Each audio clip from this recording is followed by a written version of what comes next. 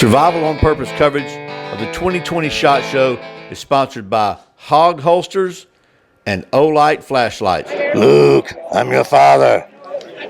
Welcome back to Survival on Purpose coverage of the 2020 SHOT Show. I'm here with Eric from AR500 Body Armor.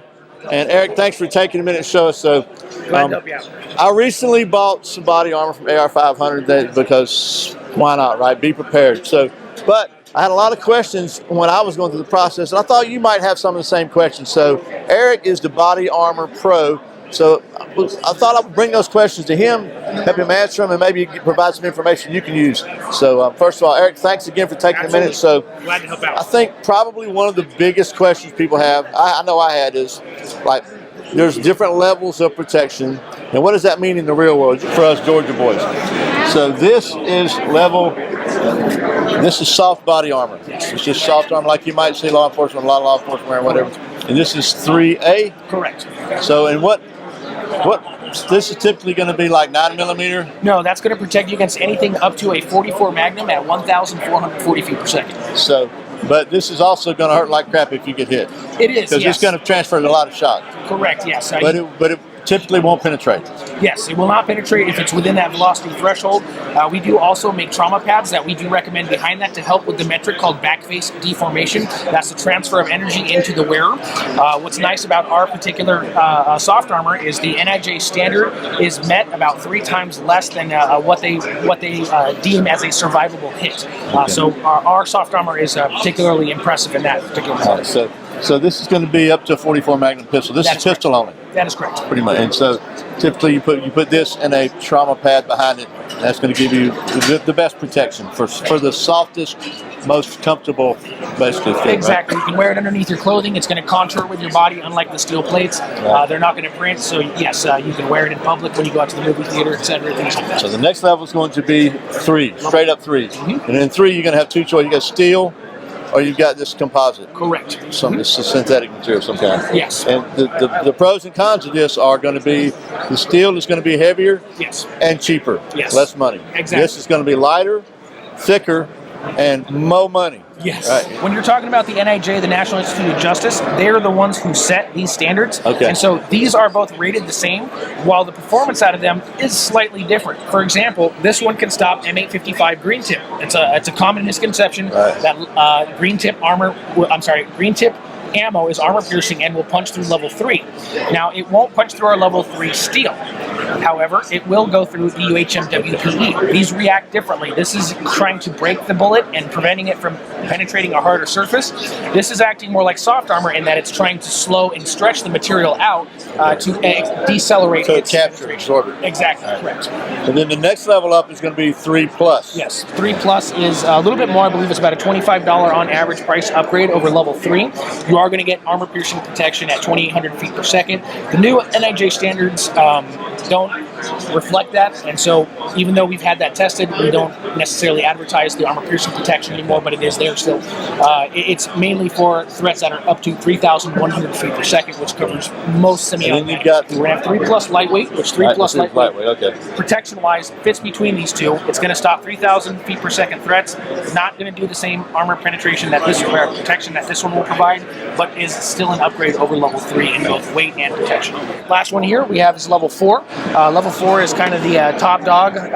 That's what gets issued to our boys overseas. It's capable of stopping a single armor-piercing threat at 2,880 feet per second. I should say that that's a 30-06 M2 single armor-piercing threat. Okay, stop one 30-06, right? The official rating is for 1. Typically, in my experience, I've seen that as long as it's outside of the quadrant, so if you were to take this into 4 quadrants, if you were to get a strike here and a strike here, typically okay, but it's I not can't rated say, for that. Yes, unlike this right here, which can basically go out, take and stop some rounds, and go right back into service.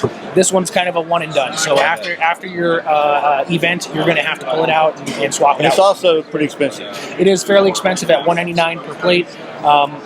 Yeah. So it can get costly when you're comparing it to 3 and even 3+. So, all right, cool. So this is probably not. This is the one that's going overseas, though. This is the one that's issued? Yes, our boys are issued level 4 ESAPIs. So not this particular plate, but that threat level. Okay.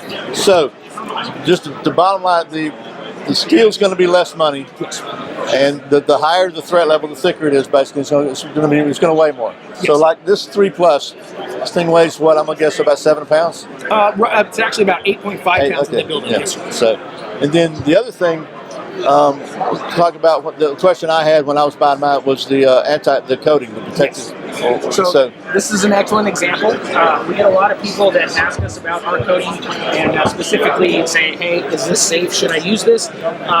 Honestly, this is a base coat plate, so this is just the standard coating.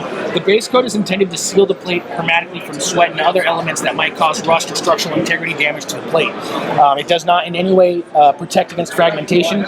Now, we have tested that it does deflect the fragmentation out at a slight angle, but it's not an angle that we deem safe, especially with your arms and neck hanging over the surface. This is the bullet fragments where they went after it Correct. hit. They went all different ways. So this is the point of impact.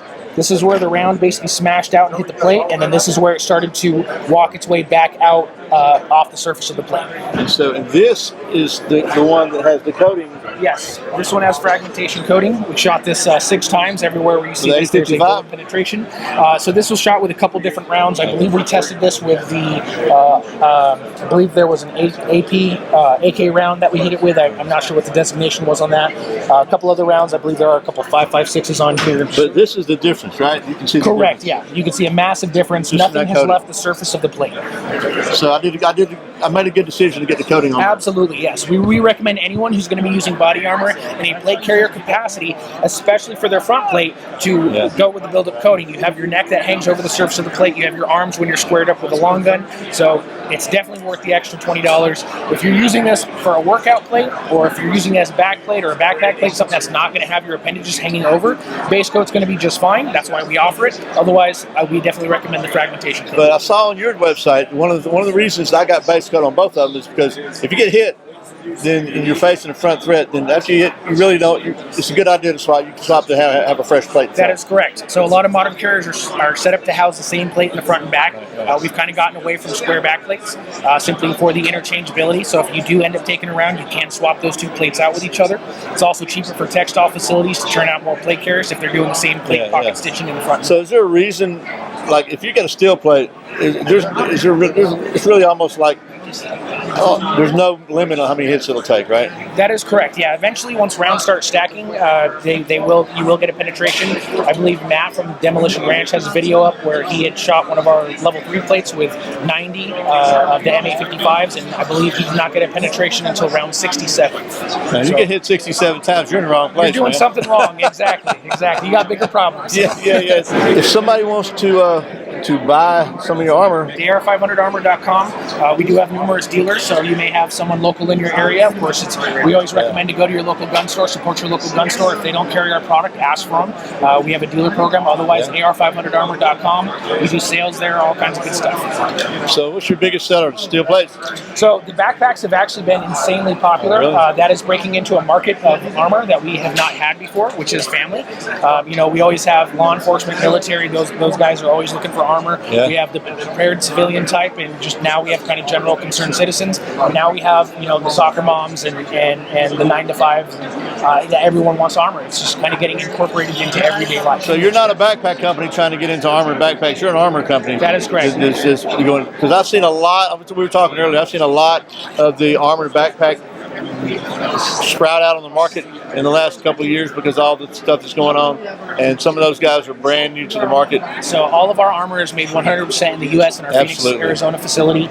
Well, Eric, thanks so much hopefully this has been helpful to you for answering some of these questions that I know I had. Don't forget, survival's not an accident, so be prepared. I'll see you next time.